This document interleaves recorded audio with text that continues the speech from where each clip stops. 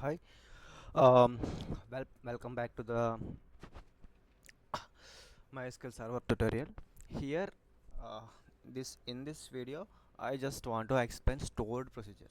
Stored procedures is very important topic in related to SQL, MySQL Server, because there only stored procedure. They will ask some interview questions on stored procedures. Also, do you have any knowledge on stored procedures handling like that? They will ask, right?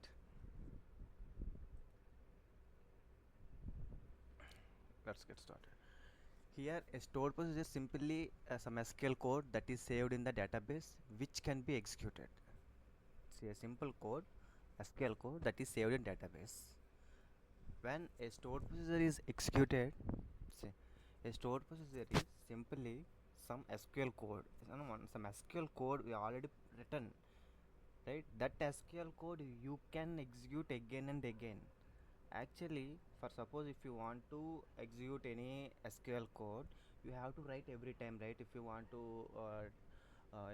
to extract data from any table, you have to write some code again and again. Whenever you want some data from the table, you have to write a code to extract the data. For suppose if you want that maximum salary, minimum salary, like some average salary of an employee, if you want to get that, you have to execute the code. But if you create a set of code, some SQL code, if you create and store in the database, create and save in the database, then you can be execute that save any number of times with some.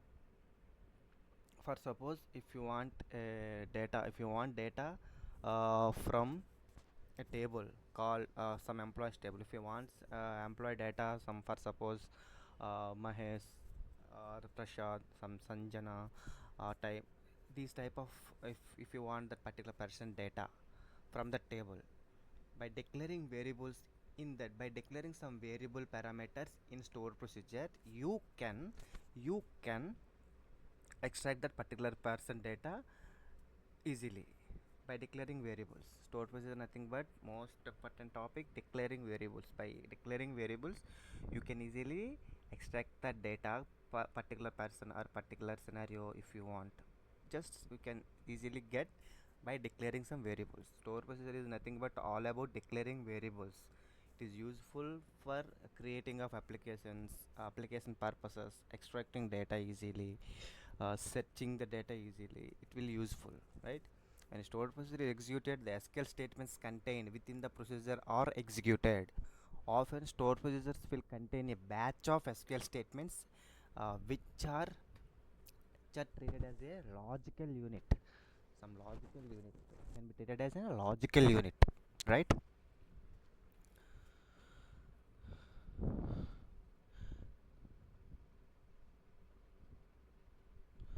See, a stored procedure can be defined to accept input and output parameters. A stored procedure can be defined to accept. A stored procedure can be defined to accept input and output parameters. Just if they ask about stored procedure, simply you learn these 4 points, and yes, I am, as I know the knowledge on stored procedures. I can handle stored procedures. I can create stored procedures. Like that, you can tell confidently. Store procedures support workflows consisting of multiple steps. Store procedures supports workflows consisting of multiple steps. They can be used to modify table data. They can be used to modify table data. You can insert the data. You can update the data, as well as alter data, drop data, or create database objects. You can create database objects like schemas, databases. You can create, as well as drop, create databases. They can hide complex logic from users. They can hide complex logic from users. all all a user to do is provide some parameter values and execute the stored process. All you have to do is provide some parameter values you have to give. The the application can execute a stored procedure instead of implementing that same logic in the application itself, right? See, the left we have application which might have components such as buttons and all. This application communicates with the database server. So I should mention that the application do not directly talk to database, right? Instead, we usually have something in the middle which is called an application program interface, API. API, application program interface. What generally happens in that application sends a valid request to API, and then API is what communicates with the database on behalf of application. APIs come with a number of benefits. One of them is better security. So this is simplified diagram which doesn't show the API. So often times the application will want to repeat some workflow like written orders based on some criteria. If we don't use any stored procedure, then the workflow might look something like this. If might have issues SQL statement, and then the database might return a result. Then we might want to issue another SQL statement, then we get another result back.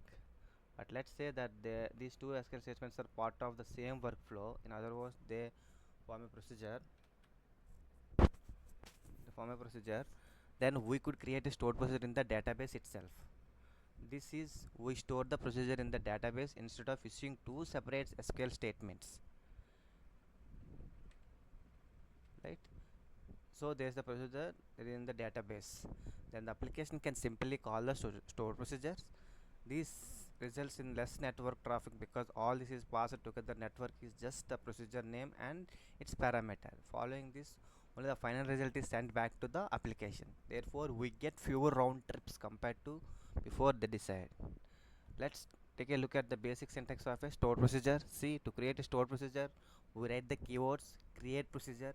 So we don't actually write stored procedure anywhere, but it's pretty common convention for people to call them stored procedures rather than just procedures. Create procedure. So we got create procedure, right? So we go the procedure name, and then within parentheses we define the parameters that will be passed into the stored procedure. When we want to execute, when we want to execute it, simply in this case these are the input parameters, and we define them by writing the @ symbol, right? @ symbol. Then we give the parameter name, we have a space, and then we define the data type. Then we define the data type of that parameter. See, create a procedure, procedure name, procedure, create a procedure, that procedure store procedure name @ parameter, parameters1, the data type, SQL statements, right? Comma separated by parameter should be separated by comma, and it should be in parentheses. Create procedure, procedure name, parentheses, parameters, as like that. So if you got more than one parameter definition of the data type, for the first parameter have a comma, and then we do the second parameter name with the red symbol. So in this case we have just got two parameters, then we have our closing parenthesis.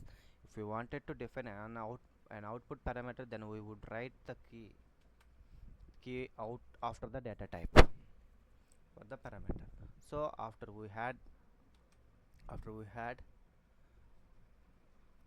defined our parameter, and we then write the keyword as, followed by one or more SQL statements, and then we finish this by using semicolon.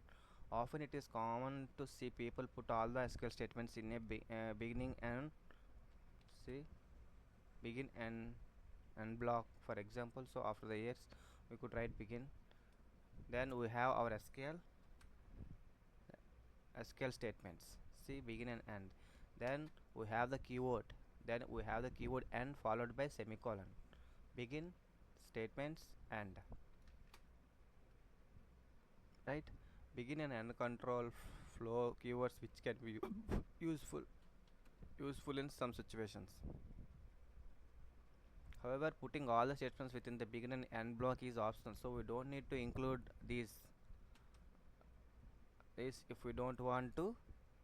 uh, so if we have multiple SQL statements, then when some table changes, then there is where we would typically define a transaction, for example. So now we have our SQL statements in a transaction. So we have, so now have begin transaction, we have our SQL statements, and then we have commit transaction, begin transaction, commit transaction.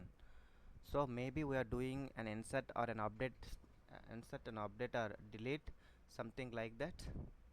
And then we have our commit transaction, and this commit only happens if all the SQL statements are successful within the transaction. If one of them raises an error, then all the statements get rolled back and nothing gets committed.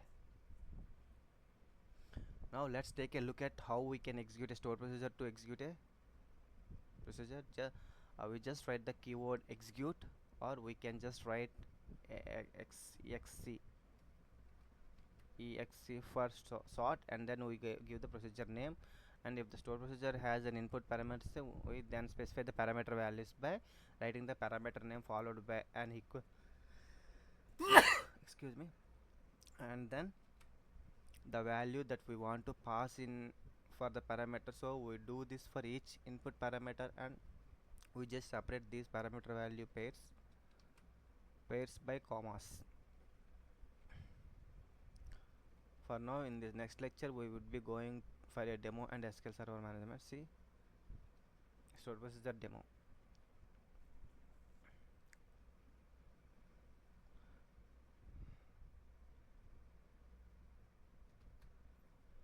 Uh, just like say, if you want to follow along, you just download the SQL file attached in the link I provided in the description. Just follow that.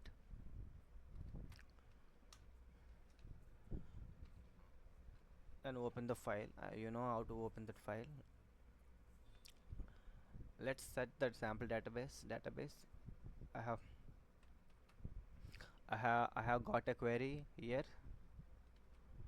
which returns all the employees from the financial department. So what we are doing is we are just selecting some columns from the employees table, the department name column from the departments table, right? Join where we inner join employees table to the departments join. See,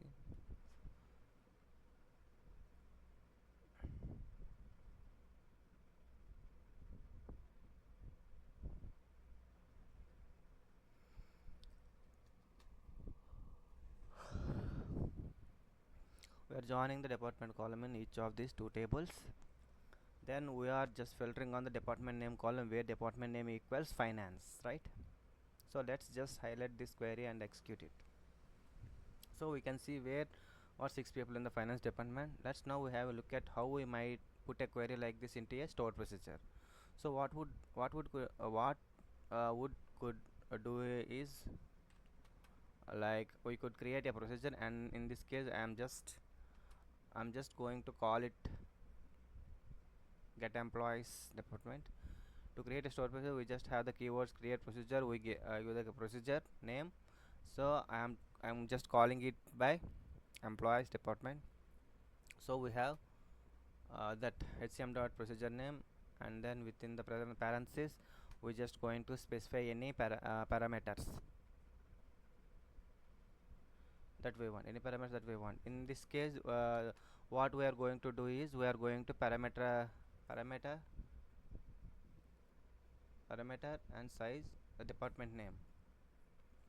So I want finance department. If you want any accounts department result, you can get easily. Every time no need to write the query, just one time query you can write. Let's see, create procedure name, that parameter, add a in parenthesis, and as select that statements and go.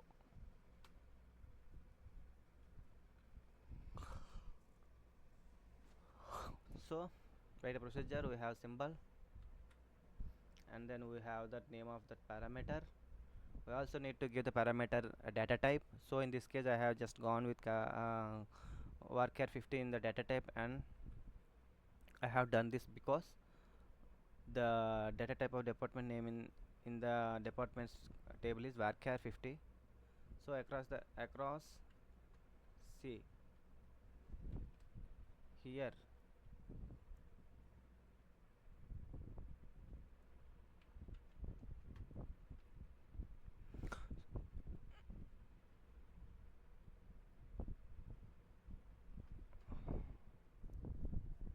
want to remove this parenthesis here, so we could actually just write it like this.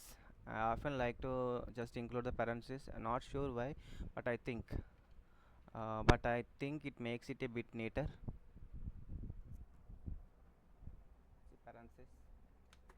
So after we have defined our parameters for the store procedure, in this case it's just one parameter. Then we do the keyword adds, and then this is followed by one or more statements, and in this case it's just doing a select statement. So we have the same select statement that we did before, except this time is a where clause.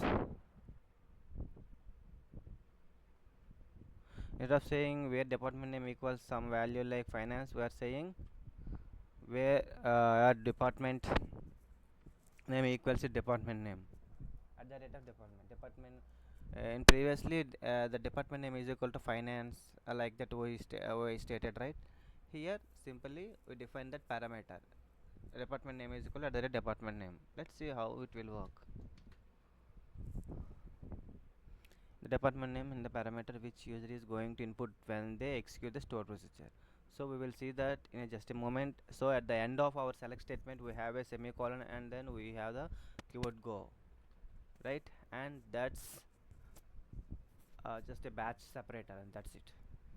So it should mention that create procedure needs to be the first statement within the batch, but here, see, we can make sure that's the case by having the go, which is a batch separator at the start. The separator go is just a separator.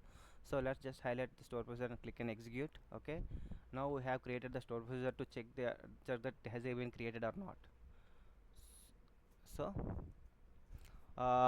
we can go across to the object explorer and just go down to where it has programmability. So I expand the programmability folder, and then just expand where it says store procedure, and then it is here. See, we have got get employees by department. We have got hcm dot get employees by department store procedure, right? Now if you see, now if you don't see it, just try right click on store procedures and then click on refresh. See, like this. So we got our store procedure here. One way of executing it is to just write the keyword execute. We then give the store procedure name. So make sure it's a fully qualified name. That name should be fully qualified. So have the schema name hcm dot and then actual name of the procedure, right? See, and because the source procedure has an input parameter, we have to give the name of the input parameter. Here what is this? Finance. If you want any accounts you can give. See, then we write equals and then we give some value. So in this case we are setting the department name parameter equal to the string finance. So if we highlight that and execute it, and we get this same as before. Another way of executing the store procedure is that we can do the same as before, except this time we haven't actually got the input parameter name. We just specify the parameter values in order. So in this case we have just go one parameter which is called department name. So this one value here is what we will get put into the parameter. So we can highlight, execute it same as before. See, one slightly different way to write it is to use that keyword exec, which is sort of execute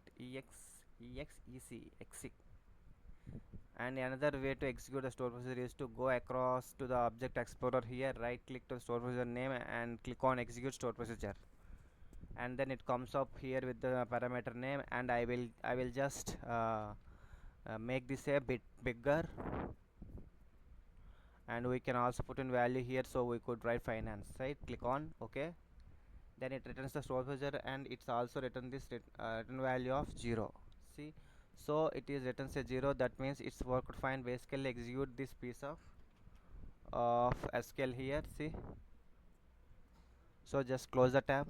And one another useful thing on the object explorer is you can right click on the store procedure. See, and then click on script store procedure. So we could go script store procedure as create to click on new query editor, then that gives us the syntax of the store procedure, so that we can often be useful to useful to ever look at. Okay, I will just close the tab. Look at passing a different parameter. We could get all employees in sales department just by executing the store procedure. So then passing in the string value sales into the input parameter. So if we could do that, and there you have. So as you can see, we have hidden the complexity of the code, and we just packaged everything up into code. Alright, let's look at another example. Here we got a select query, and a select query is going to select customers that contain the string uh, 34th 34th in the street address. So it's a pretty simple easy. We just go select columns from the uh, street customers, OS customers, and table where the street is simply then we have the string 34th, that we got a percent sign on the. So these are our wildcard customer who have the string 34th, right? So let's just execute. No. So these are some wildcards, right? So let's just execute that query, and we can see that we have got one customer who has that string. So let's say we want to put this type of logic into a store procedure. We can do it like this. So here we have a store procedure called search customers by street address and the schema. We have got an input parameter which is called street address search of street address search of that wildcards. Again, that's just to match the data type of the street. I have the street address column and the customers table. We then have the keyword adds. Then we have a select statement, that same select statement as before. Execute in the where class. We are going to incorporate this parameter. We're going to have where street address column like, and then we have the percentage sign which is our in wildcard, and we need to put it in a single quotes. See, then we concatenate on the input parameter street address search, then finally we concatenate on the other wildcard at the end. So that's going to be plus sign concatenation. Then we need to put the other percentage sign in single quotes. So like we covered in the previous video, this is how we can use search text parameters. Okay, let's highlight, click on execute. So that's created the store procedure. Right click here, go refresh. So here go refresh, there it is. Let's execute it so we can have execute the store procedure. And then we are setting street address search equal to the search string 34th, right? 34th. So this will search for the string anywhere within the street address column. So let's highlight that, execute it. We get that one customer who has 34th in the street address.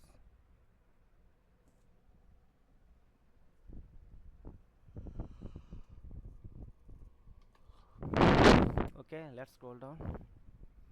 So here we got a query that select customers from Australia. Select customers from Australia who have Gmail addresses. We are just selecting one column from the customer table which has been aliased to CU. See, we have customers CU here, and we are also selecting a customer name column from the countries table which has been aliased to C. Let's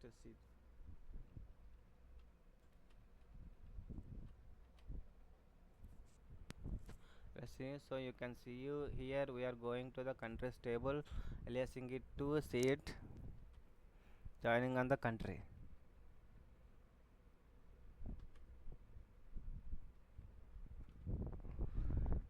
Country and each table, and then we got a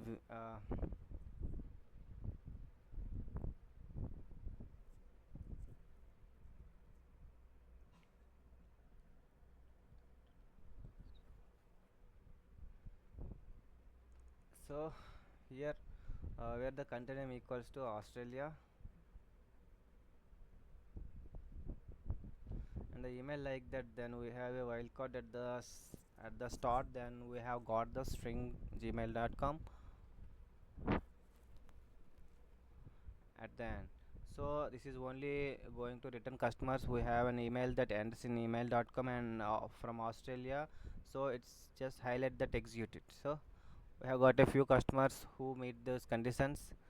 So what we can do is we can put that value for the country name in an input parameter as well as the set string value of the email domain,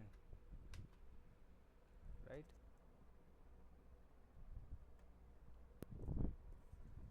See, create procedure name and at the rate varchar.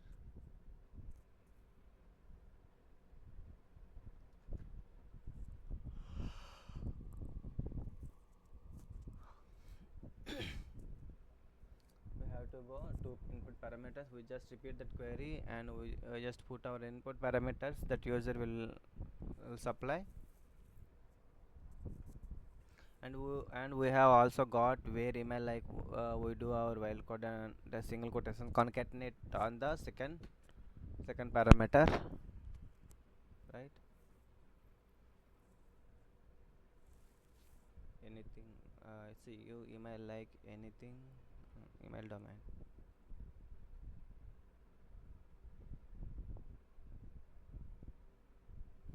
So it's pretty common for people to put all the SQL statements within a beginning and block, but just remember it's entirely optional. So let's just highlight all that, click on execute. We will refresh the stored procedure and let's execute the stored procedure to return what we did before,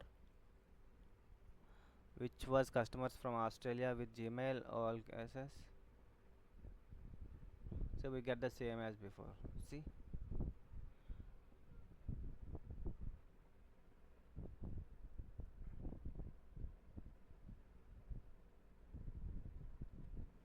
we set it value and we separate each parameter pair by commas. See, so we have comma and then we do the next input parameter and equal to the value, and because we are actually specifying the name of each parameter, we can actually put these in a different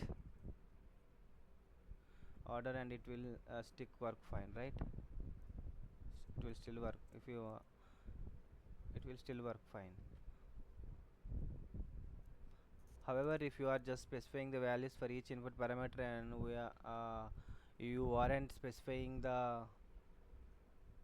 names, then you would need to keep them in an order than they were given in the stored procedure. So you would need to do uh, like country then email domain if you did not specify the parameters, but because we actually specify the input parameter names, we can specify them in any order. Okay, let's move to another example. So here we have a select statement that selects employees who have a salary that is greater than or equal to 80,000 and the salary less than or equal to 1 lakh. Let's just run that. We have got 8 employees who have a salary between these ranges here. Now again you probably guess how we can do this. We can create procedure which in this case I have just called get employees by salary range. See, then we have two input parameters, one called min salary, one called max salary, min salary, maximum salary.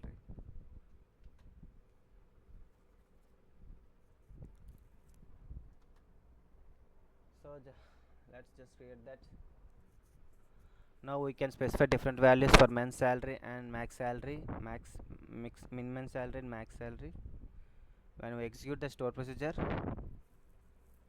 we do the same as before, like 80,000 2 lakhs.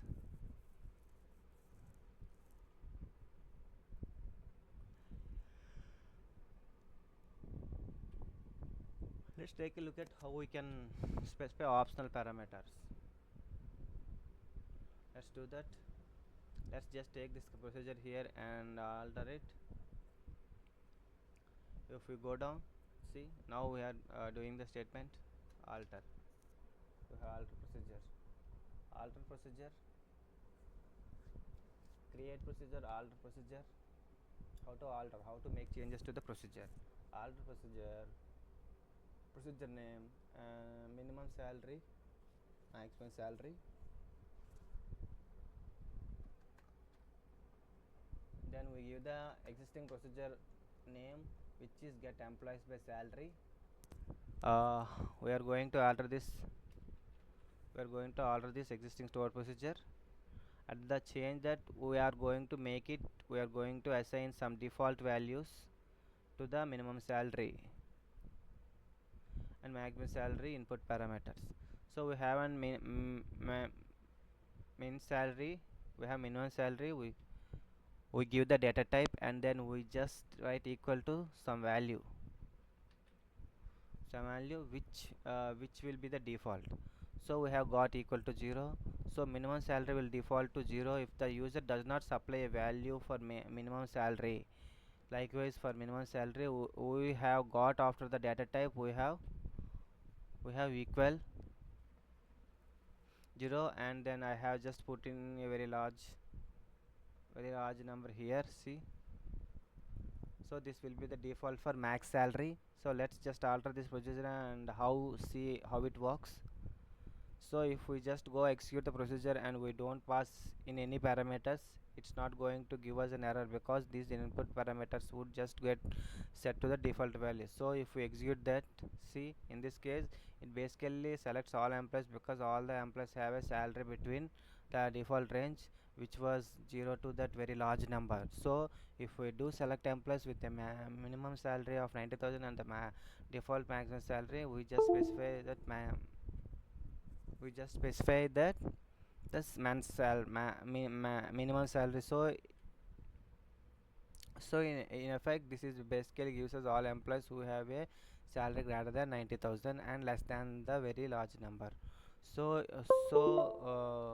we will do one more where we can just specify the maximum salary. So we do max salary 1,50,000. That will give us everyone who's get a salary between the default 0 to 1,50,000. So enough on that one, right? Let's now take a look at something a little bit more difficult, and that is output parameters.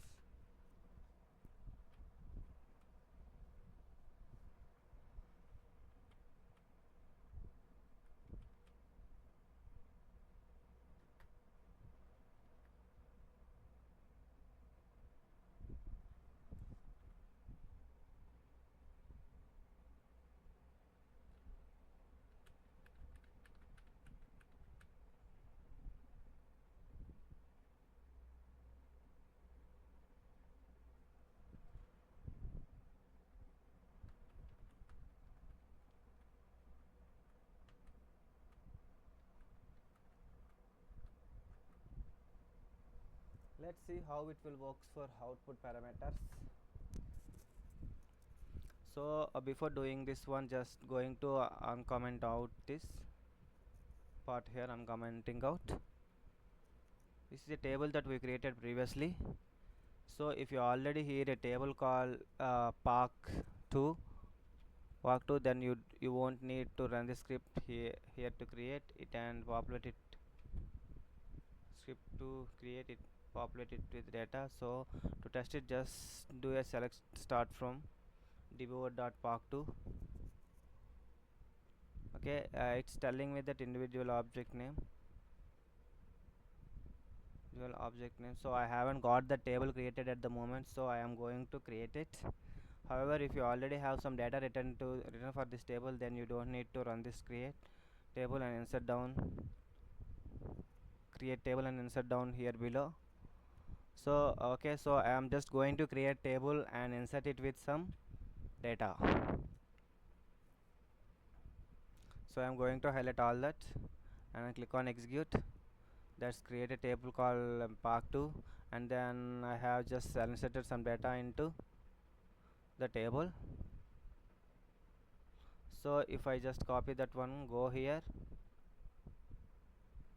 we should see some data in the table. Okay, very good.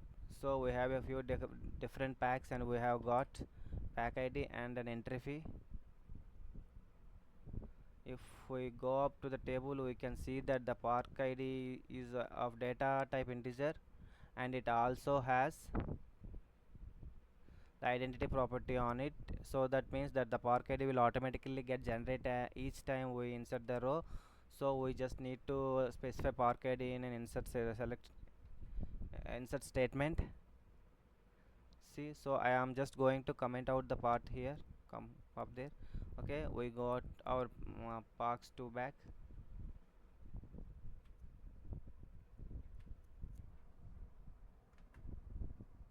Got our park 2 table.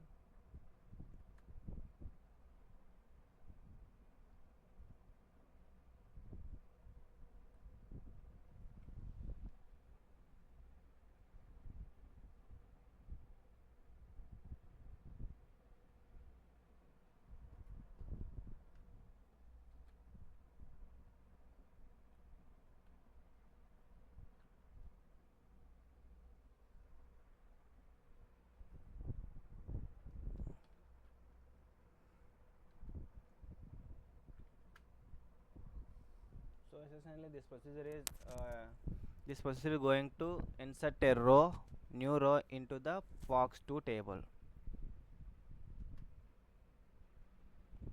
right? In the procedure we are going to have few parameters. So the first two parameters are park name and entry fees, and these are input parameters. So we get park name of data type varchar 50, we have the entry fees of data type decimal 6 comma 2. So these are data types that match the corresponding columns and the park 2 table. Also entry fees is set to a default 0, so if no entry fees is specified, then it's just default to 0. Then for this for this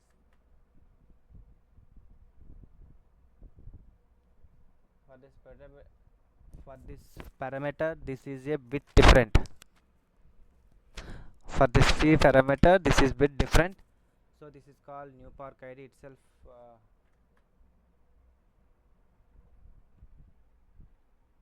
New park ID.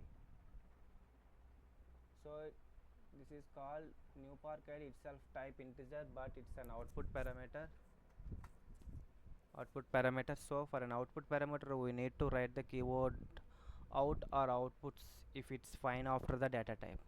See, so this output parameter is what will get returned to us after executing the store procedure. So we will see more of that. That is just a moment.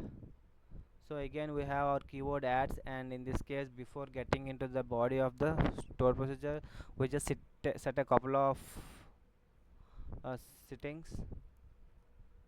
So the first setting is that no count option, and see, when we set the no count option to on this on this means that SQL server won't show messages reporting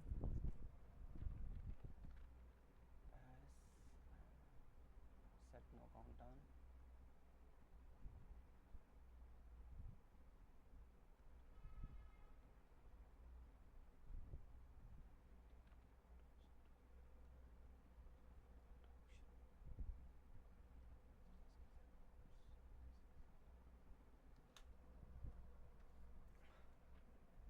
Settings no count, set no count on, set exact about on.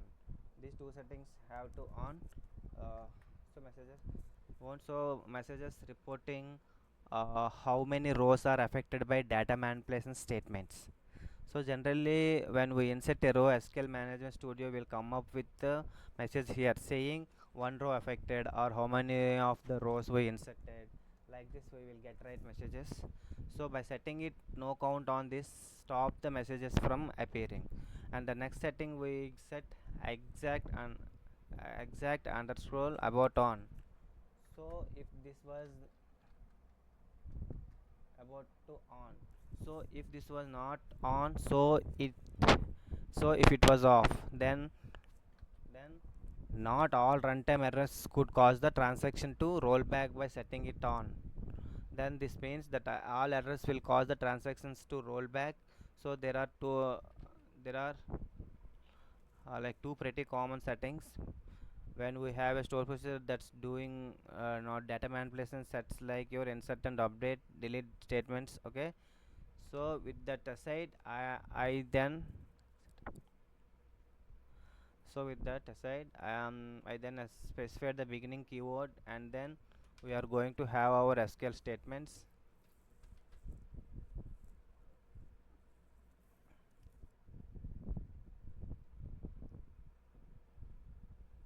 Again insert into dbo park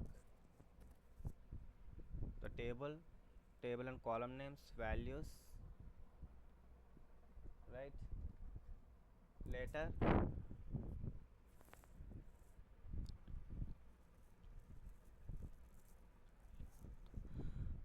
setting the new park id output parameter to the value returned by the scope identity, where scope identity returns the identity value for the last insert that occurred in the same. See, once so we have again then we have an insert, so we go insert into the parks. So park 2, we just need to insert data into the park name column in the entry fee column, because the park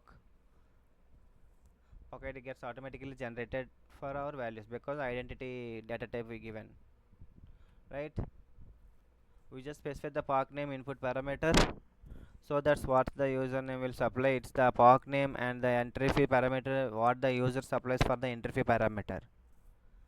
After we have inserted the row, we then want to capture the new park id value, which in this case but in this case should be the value 4. So to do that, we are going to set the park id output parameter, which has the one up here. See, we call it new park id. We are going to set that output parameter to the value written by the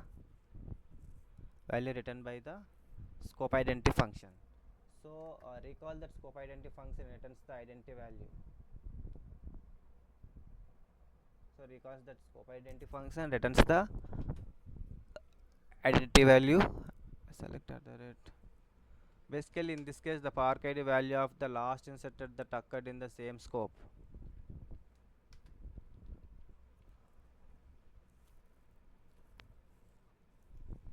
So all we need to do is we need to write select our output parameter equal to that value held in the scope identity function. So we have scope identity and pair of empty parentheses at the end here. So when we insert this row, it will generate a park id, and then park id can be returned by the calling scope id function, and then we put the value into the output parameter, which we have called new park id. Okay, so let's just highlight that store procedure.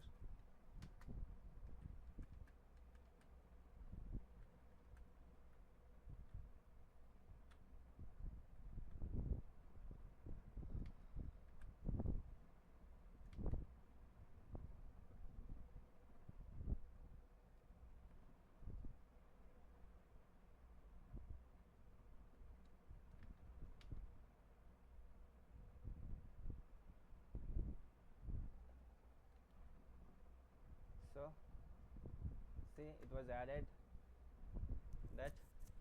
that store procedure added in the dbo dot add new park. Now it's a bit different to execute a store procedure with an output parameter. See, to do that, we must declare a variable to store the value written by the output parameter. To do that, we must declare a variable to store the value written by the output parameter. How to declare it? Let's see. So what we need to do is we need to write the keyword.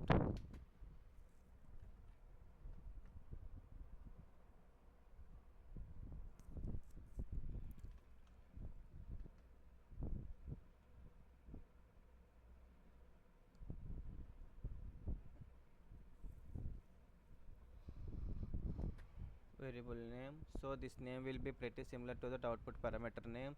So I have just called it a park id, and we also need to give this variable data type, so I am giving in the data type, and basically this will store the value written by the new park id output parameter. When then execute the store procedure, and then here I am adding a new park, so I have input parameter park name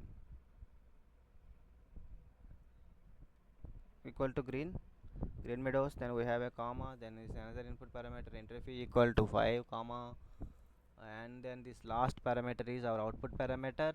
So we give the output parameter name, then we set it equal to the variable that we declare up here. See, so we have equal to park id, and actually there something is missing. See, wait, I am something missing here, which is very important. We need to write the keyword out after we set a value for the output parameter. So if we don't write the keyword out, it's going to just return nothing. Okay, so after that we then need to select that variable which we declared up here. See, so we have select a park id. I know this can be a little bit confusing, but just see, but just stick with me here. So just highlight all these lines of code, and it's very important that we highlight the declare statement.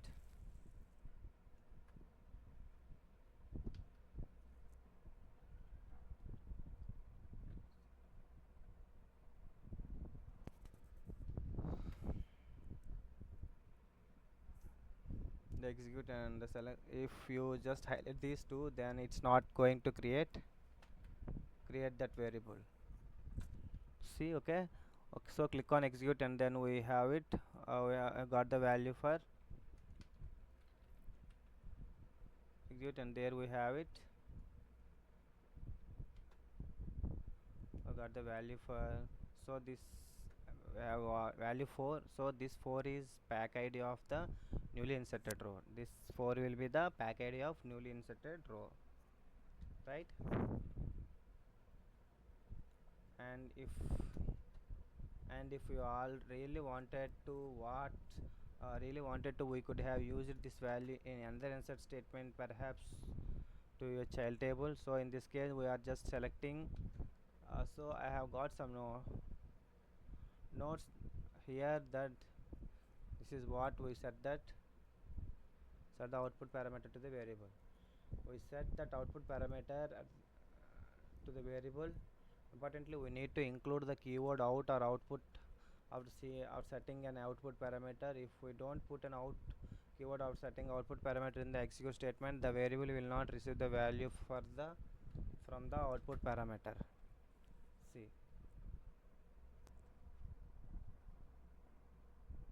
so importantly we need to include out or output keyword. See, in this way you can create short procedures. We have deal with store procedures. Okay,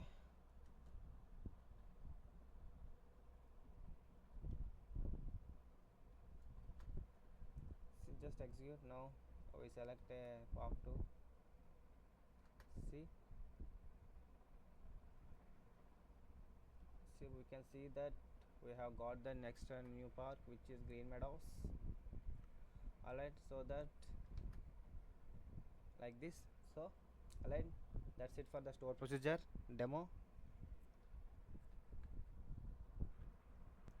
Thank you so much. Let's see, later we will see some challenges. We will practice on the store procedure. Thank you.